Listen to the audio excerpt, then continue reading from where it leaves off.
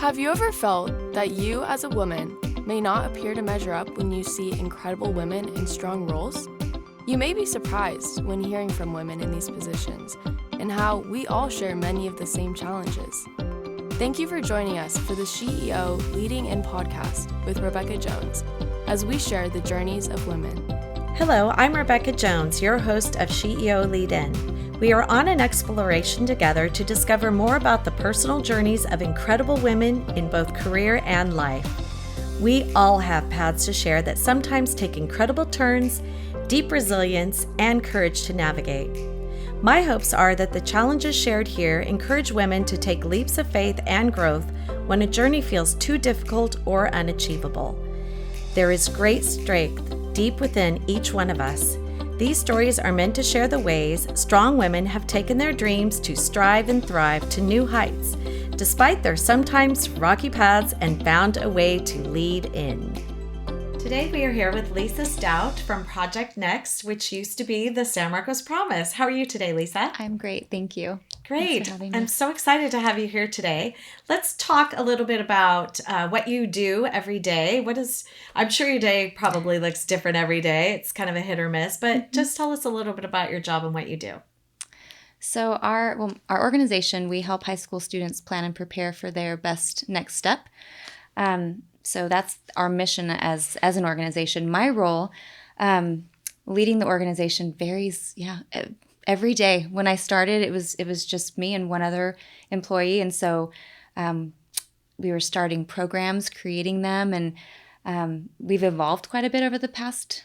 Well, it's been 5 years, and so some days I'm meeting with potential supporters, and some days I'm running programs with students, and some days I'm writing grants, and it just depends. It's something different every day. It keeps me busy and on my toes, and productive. It's never boring. Yes, That's it's very good. productive. That's good. Yeah. So tell us a little bit about our listeners. What was the evolution from the San Marcos Promise to Project Next? Yeah, it's quite an evolution. I was involved with the San Marcos Promise as a high school counselor. So I was a high school counselor for 20 years. And back at that time, the San Marcos Promise was an organization that provided scholarships to students from San Marcos Unified School District who attended Cal State San Marcos. And so the organization, it was scholarship. And it was fantastic. And students would get $1,000 a year for up to 4 years if they were attending Cal State San Marcos and graduated from the district. But the board of directors started wondering if they could better utilize their resources to help more students, no matter what path they wanted to go on after high school. And so started talking to students and scholars and counselors and asked, what are the needs of these students and what might we better be able to do with our funding? And so made the decision to phase out the scholarship program as it was and develop programs that are going to help students, no matter what their path may be, beyond high school. And so that's at the point when I left my position as a counselor and came to then the San Marcos Promise, now Project Next. So I love that. And I do believe in the mission. I think, just kind of for our listeners, you saw something, you saw how things were changing. And, I think there are a lot of jobs within communities that are not always requiring a 4-year degree, but there are not enough people actually workforce for those jobs. So do you work with the community and talk to businesses and that sort of thing? Tell us how that looks. Yeah, actually, I'm really proud of one of our newer programs. It's called Accelerate, and it was designed specifically for students who want to enter the workforce, who are choosing that path. And, part of what we wanted to do was celebrate all paths and all careers. So many students I found when I was a counselor would say, I'm just going here or I'm just going to. And that made me so sad. It's not all about, 4-year is great for a lot of students. And what we wanted to do was make sure that each student felt proud of their path and confident in what they were deciding to do. But we wanted to make sure that they were making that decision with well-informed intention. And so we thought, we need a program that is specifically for these students who want to enter the workforce. And so what we started doing was talking to companies like Edco and the Water District and the City of San Marcos and Watkins Manufacturing. We have so many local companies that are wonderful companies with great careers and room for growth and benefits. and companies that a 17-year-old probably would never think to reach out to. And so we just started talking to these companies and saying, there's need for workers. And we say, we have a lot of students, that we're working with, a lot of seniors who want to enter the workforce. And so let's provide this exposure to them so that they can choose and feel good about their next step. And when they graduate, they're actually with a company with, a salary and benefits and room for growth. And so, so we started Accelerate, and it's growing. Students are learning about it, and we're taking them out on, we call them career expeditions, basically job shadowing, where they get to learn. Like the Water District did a phenomenal job. It was like a half day where they got to rotate between different departments, and they made it very hands-on and got to talk to different professionals that started in the company without a college degree, and they're very happy with their job. They love what they're doing, and it inspired the students. And so that's one of the programs that we have just focused on the workforce. But we have a lot of local businesses that want to participate and also want to connect with the students, but don't have that connection either. So I always say that we're connecting, education with our local businesses and community leaders to really help our students. That's great. And a lot of the careers, like in construction and all of those things, they make really good money, but not everyone thinks about those. So how is that? How are you seeing the change in that? Yeah, there's so many people retiring soon in the trades, and you hear it all over the place, and they're worried about it. Companies are like, we need our workforce. And so we have a lot of companies, a lot of building and construction industry reaching out to us, say, hey, bring the students here so that we can, show them what exists. And a lot of apprenticeship programs that students have no idea about, that they can get paid, to start working. And so we're doing, just as much outreach as we can and bringing people in. And we want to make it's funny, if you go on a high school campus on any day, you're going to see college reps at lunchtime. You're going to see the military coming in at lunchtime. Why not local businesses? Why aren't the trades coming? So we're trying to make it more common for businesses and the trades to come in as it is for a college rep or military. Easy access. And easy access. Like, yeah. So just kind of opening the doors both ways. And so, yes, so the trades are a huge focus for us right now. We just did actually a really cool career expedition at North City. So with Crew San Diego and Darren Levitt, and they got to the students got to see kind of behind the scenes and learn from actual construction workers, but also some of the architects and some just all the different careers that are going into making North City what it is, and then seeing what it's going to be in the next few years. And it was really fun. It was eye-opening for the kids. So. Well, that's exciting because a lot of people don't understand, especially young people, what happens when you start construction and then what it actually looks like at the end, what it becomes. So tell us a little bit about what you think is happening with careers overall. Like, do you think that more people are not going for a 4-year degree, or are they going to certificates? Because I think the workforce has changed. And I mean, as we have some of the AI coming in and that sort of thing, I really feel like the industry is changing a lot. So you probably have to keep very relevant on all of those changes and shifts in the workforce. Yes, and it's so fascinating because I've been a counselor. I was a counselor for so many years, and so much is changing now. It's just it's interesting. But I would say students are just, I feel, a lot more thoughtful in what they're pursuing, and we really that's what we want for them is if they're on the path to a 4-year and that's what they think they want to do, great. But really sitting down with them and having them understand what their strengths and interests are and why they're pursuing that pathway or that particular major. Like, do you really know what this will lead you to in terms of a career, and what that's going to cost you, and just all of those factors that go into it. And I think because of like the trades, they're needing more students in the building and construction industry. There's just more opportunities opening up for students. They're apprenticeships, and they're making it, I think, more known to the students, whereas in the past it just the exposure wasn't there. So I think there's a huge need, and so I think it's just creating more opportunities. But I think students are just being more thoughtful with what their next steps are going to be, and it's not a one size fits all. They're realizing that there's many paths, and it's not cookie cutter, and so it's exciting. So let's talk a little bit about success and failure, because I'm sure you've thought, oh, that worked really well. And oh, shoot, that was not the greatest. Let's talk a little bit about that. And how do you think that affects how you grow as in what you're doing? So success and failure in terms of our organization? Well, just in things that you're doing, that you're implementing, and you go, oh, yeah, that, I think there is part of everything with any career. You have to try things. Oh, yeah. A lot of us are so afraid of trying things that are outside of that comfort zone. How does that, how does that fit into what you do? Yeah, so I think we tell students it's so valuable to just see what's out there, and it's just as valuable to learn that you don't want to do something or something doesn't interest you as it is that you want to explore more. So just one example, we have a program called READY. It's Real Estate Awareness Diversity Issue. We partner with USD's Burnham Moore Center for Real Estate. Such a cool program. It's a semester-long program, but the intent is just to provide exposure to the commercial real estate industry. So vast, right? Most students know a mortgage broker and a realtor, but they don't realize, there's developers, there's all these marketers, finance, all these things. And at the end of the semester, the celebration, we had all the students there, the parents, and we had each student just talk about something they learned or an aha moment.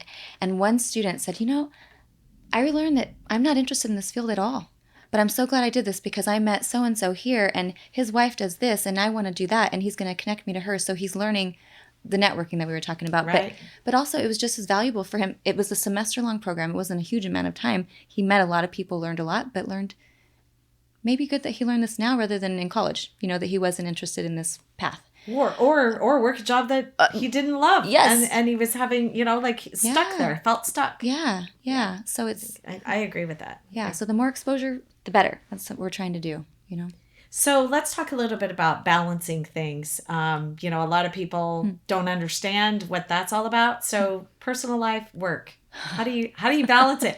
I think it's kind of one of those things where, I'm doing it great, but like last week I was just failing terribly. Yeah. Talk a little bit about that. I'll be honest. That is an area of challenge for me and an area for growth. And I think part of it is because I love what I do so much that sometimes it doesn't feel like work, but I have to remind myself that I do need to disconnect sometimes. And I don't have children of my own. My husband's a teacher, so we're around students and a lot. I'm really good. I love traveling, so I make sure that there's time for travel. But honestly, on the day-to-day, it's a challenge. I need to get better at it. But I know I love what I'm doing because I truly enjoy, and I'm not mad at working extra hours or doing it because I really enjoy what we're doing, but it is important. Well, even though balance, it's important.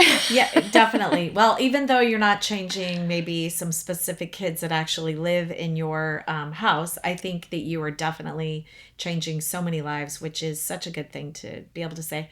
A lot of people have careers that maybe they can't actually say, yeah, I'm really changing people's lives. I mean, what you're doing is really good work, and helping kids find their potential. Yeah. That's huge. I mean, being able to have this purpose for each one of them. And, we talked a little bit about that earlier, finding your purpose and being able to say, okay, I'm going to work for that because that brings me a lot of joy and happiness. I mean, think if everyone was doing the job that they love to do. I know. You wouldn't get bad service places. You would, you know what I mean? Like you wouldn't have all of these negative effects out in life as much as if everyone was just like, hey, I really enjoy doing this. And whenever I talk to kids, I always say, hey, listen, you and your best friend, you probably have totally different careers that you're going to seek in life.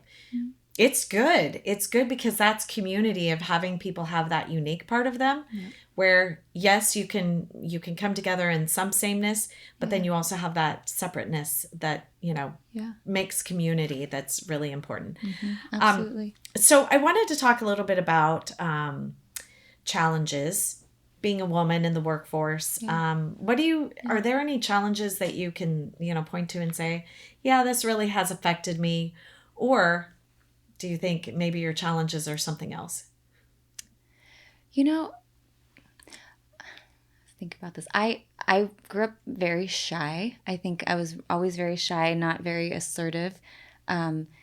And, in this role, I'm front and center. Public speaking was not something I enjoyed. Oh, and nobody likes public speaking. But having a voice, having an opinion, being, able to advocate, for our organization, for students, I mean, that's very important in my role. And it's something that I've definitely had to grow into, just because it didn't come naturally for me growing up. But, I would say, yeah, that was a challenge, just being comfortable being the face of the organization. That's just, that was not me. I was a counselor, as I say, behind, I was working with students. And so that's something that I had to embrace and become very comfortable with and get to love. Well, you probably don't even know what you just said right now as far as how I'm seeing this, because I feel the same way. I think that that actually makes you uniquely qualified because you're doing it for the right reasons, and you're pushing outside of that comfort zone because you feel so strongly about doing what you do and being able to be that advocate for each and every child that you're changing their life. People that walk in and they're not authentic, you can tell. Yeah. You can tell. They're speaking not from the heart. It is very different. Yeah. So just know that that's a good thing. That is a really good thing.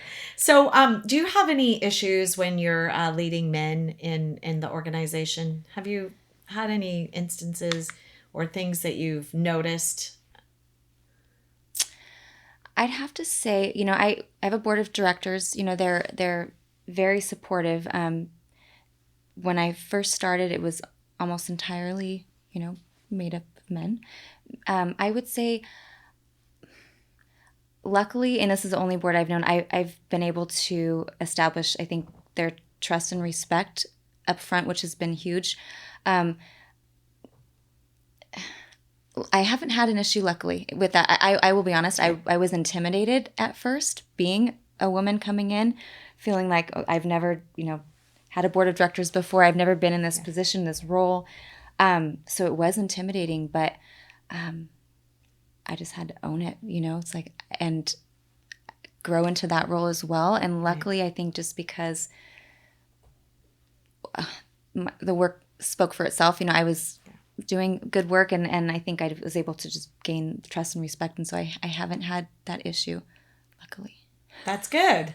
So let's luckily, yeah, definitely. That's good, because not everyone experiences that. A lot of people do, but not everyone. Yeah. So let's talk a little bit about mentors and role models. Do you have any that you could share with us that really made an impact on you? Yeah, I would say my first role model would be my grandma, for sure. Like, she was my champion, my very first role model. And I always seek mentors, and throughout my journey, especially, my high school counselor was my next, and that's how I became a school counselor. I was going to say, that's probably how you. It is, yeah. That's the reason I moved out when I was 16. I was on my own since I was 16 years old, and so I really I would not be here without her, and that's really I wanted to be a detective. Like, that's what I thought I was gonna. I wanted to get into the police force and do like criminal profiling, and that's always intrigued me. Wow.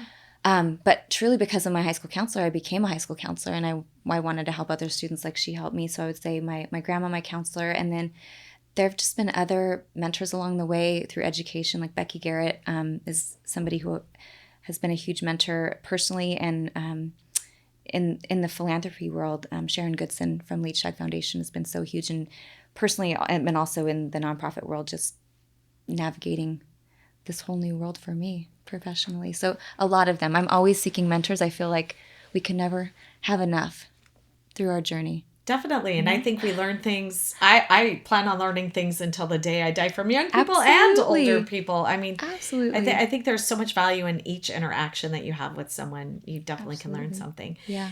So let's talk about lessons learned that you would like for other young women to apply to their lives, and things that you know really helped you. Yeah, a lot. There's so many lessons. I would say, gosh, healthy relationships, I think is first and foremost, and I think a lot of this stems from just also being a school counselor, but first and foremost with yourself. If you don't have it with yourself, you're not going to have a healthy relationship with anybody else. But, from your girlfriends to your, partner to, I think having healthy relationships, learning how to set boundaries is so important. I always think resilience and grit, because they're very different, I think are important. And I learned them, as we were talking about before, had no choice growing up, right? I mean, right. Being on my own since I was 16, there are certain things I had to, there was no failure. Like, you just had to do and get through. And so but I think there's a great sense of independence that comes from that, which is also something else that's important. But just knowing that you can make it on your own, especially being a woman, no matter, I'm obviously married, happy, but financial independence, all of those things, I think are so important for girls. Definitely. I think a lot of the women that I've actually spoken to always, well, not always, but many of them, a good amount of them, have shared with me that they think their biggest obstacle in their careers have been themselves. Not any other person, not any other reason, just the lack of confidence and themselves. Yeah. So let's talk a little bit about Mean Girls. I know it's like a hard subject. I always, and your face changed when I brought that up.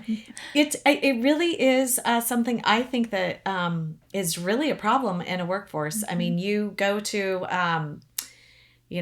any career, I think there is a certain amount of women that are your champions, which I try to be a champion because I know how hard it is. Yeah. And then there are the ones that are literally trying to drag you down and knock you down every chance they get.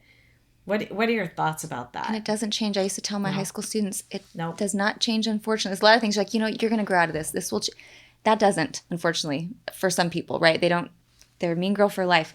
Yeah. Empowered women empower. And I had a girls empowerment group when I was a counselor, and it was I Am Enough was what we were, and it was all about building each other up. And there's room for everybody to be successful, and we want to lift each other up. There's no reason. There's room for all of us to be our best, selves, and it feels good, to lift other people up, and so.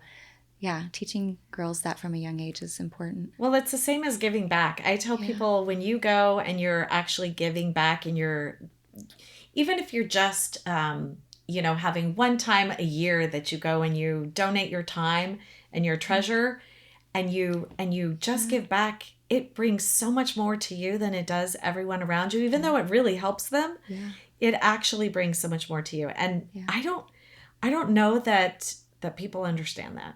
Yeah. What do you think? I agree. I don't. And I mean, running a nonprofit, like you really want people to understand this. Yeah. So what would you say if you walked into a group of people, of young people, talking specifically about giving back? What would you say to them? It's funny that you bring this up, because I'm actually talking to a group of students about careers in nonprofit, because so many of them actually are interested. We were talking about the empathy, that students have and are showing. I would say that. They need to get involved. Find something that you're passionate about. It can be anything. There's a nonprofit out there that you can volunteer your time for. It could be any cause. There is a nonprofit. I had no idea all the amazing nonprofits that exist until I got into this job. And but get outside of yourself, because it will make you feel good. Doing good for others makes you feel good. But and a lot of students, a class might require community service, or but to truly do it because you want to do it, right? Yeah. Is different. Well, I think when kids are required to do it, it actually opens the door, and they kind of go, "Oh, I had no idea. Maybe I want to do this. Maybe I want to do more of this." I think it does open that door to inspire them to really delve into it on a deeper level. Yeah. So, what are you most proud of as far as what you're doing? Share with us what that looks like. I'm most proud of knowing where we started and where we are now, and thinking about where we'll be in 5 years. We've completely done a 180 from where we were when I started, including our name. Everything's changed. literally we've built everything from the ground up, from the programs to, and I'm so proud that we've been able to make adjustments and pivot and create based on students and what they say and their needs. And that's the beauty of being a nonprofit, right? We can change things up real easily, and we don't have a whole lot of bureaucracy to deal with, and we can be creative and find funding to make, whatever it is work that needs to happen. So I'm just most proud of seeing a need and creating something to help students and growing and expanding. We're expanding beyond San Marcos, which is exciting. So I'm just proud of all of it. I was going to ask you about that. So share with us what that's actually looking like, how the growth is going. Yeah. So we're talking to a couple different districts and actually a couple charter schools, which is a whole nother opportunity. I mean, a lot of students, who are on independent study, this is a great, organization to help those students and provide opportunities that they might not otherwise have. We're actually right now we're just kind of trying to figure out what our growth looks like, how we can continue offering the quality programs that we're doing and expand and do it well. We don't want to take on too much and then water down our effectiveness. So we will probably be at 2 new sites in the fall to be determined, but that's pretty significant. Yeah. So we'll have 5 future centers. Yeah. Nice. Yeah. So let's talk a little bit about, you walk into a room, you are walking into a group of women that want to be leaders and they're not sure where to start. What would your words of wisdom be for them? Find a mentor. Get a mentor. No, I mean, I think the value of mentorship is huge. I just think of the ones that I've mentioned and just how much they've helped me in my journey. It's pretty amazing. So I would say having a mentor is huge, and always seeking a mentor throughout your journey is important. So just a little bit about what's coming next for you. You mentioned that you're going to potentially have 2 more sites. Is that going to be a new or a larger board of directors, or what is that going to look like? What is the future of Project Next? Yeah. Let's go 10 years out. What does 10 years look like to you? We'll be in every school district in North County. That would be my guess, my hope. So that would be Carlsbad, Oceanside, San Marcos, Vista, Escondido, and beyond. And beyond. Who knows? Beyond? Yeah, Nice. Because there's a need every time all students have needs. All schools are under-resourced, and all communities. I mean, there's a huge need for it. So it's just a matter of finding more partners and supporters. But yeah, that's our goal. I think that might be too small, personally. I really do. I mean, 10 years from now, Lisa, I think you could really move this to the next level and, go countywide. And, San Diego, there are 18 cities plus a county that's unincorporated. But how many districts are there? I don't know if you know that. For some reason, I have 62 in the top of my... San Diego County. Because some are primary and then some are secondary. Yeah. Anyway...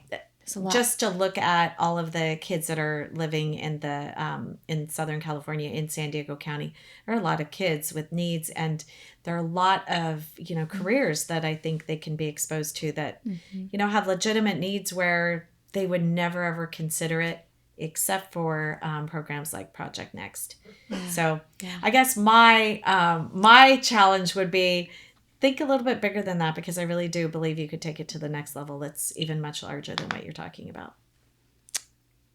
We will dream big. Okay.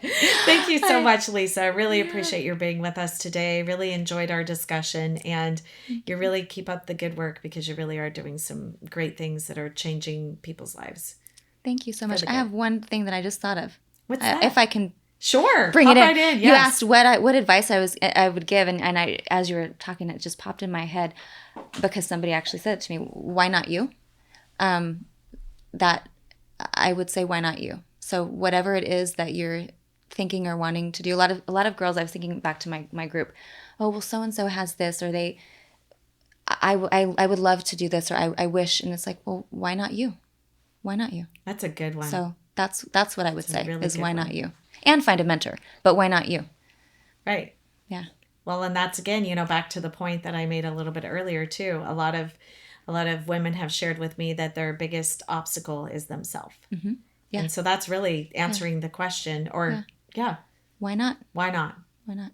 I love it. Yeah. Thank you so much, Lisa. I really appreciate you joining us today. Absolutely. Thanks for having me. Thanks. Now that was powerful.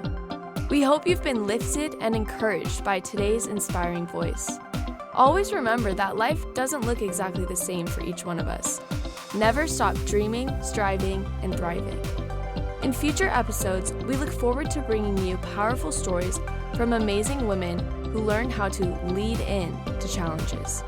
Thank you for listening and being part of our community with SheEO host Rebecca Jones.